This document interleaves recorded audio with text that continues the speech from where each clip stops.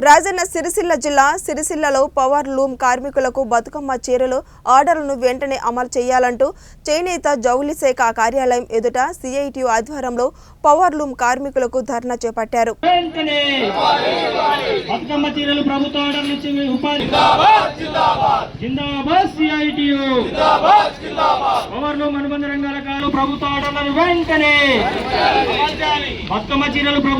ఇచ్చి వెంటనే ఉపాధి శాఖ ఆఫీస్ ముందు పెద్ద ఎత్తున ధర్నా కార్యక్రమం చేయడం జరిగింది. బతుకమ్మ ఆర్డర్లు పూర్తి చేసి 3-4 నెలలు అవుతుంది. ఇంతవరకు గవర్నమెంట్ నుంచి ఎలాంటి ఆర్డర్స్ రాలేదు.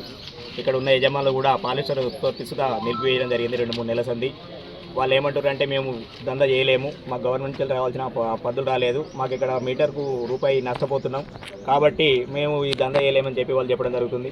కాబట్టి గవర్నమెంటు మా ఆసాంలకు యుద్ధ ప్రాతిపదికన బతుకమ్మ చీర ఆర్డర్ కానీ పీసీ ఆర్డర్లు కానీ తొందరగా ఇస్తే మేము ఏమన్నా.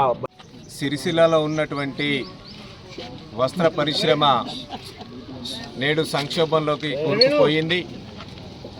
ఈ వస్త్ర పరిశ్రమ మీద ఆధారపడినటువంటి పవర్లూమ్ కార్మికులు, వైపని కార్మికులు, వార్పిన్ కార్మికులు, దానికి అనుబంధంగా ఉన్నటువంటి కార్మికులు మొత్తం ఈరోజు ఉపాధి లేక రోడ్డున పడినటువంటి పరిస్థితి నెలకొన్నది.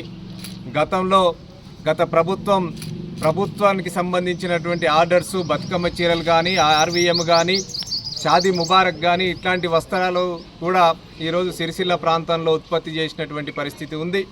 ఈరోజు ఈ ప్రభుత్వం ఏర్పడ్డ తర్వాత ఇక్కడ ఉన్నటువంటి వస్త్ర పరిశ్రమ ఈరోజు ప్రభుత్వ ఆర్డర్స్ ఇవ్వకపోవడం వల్ల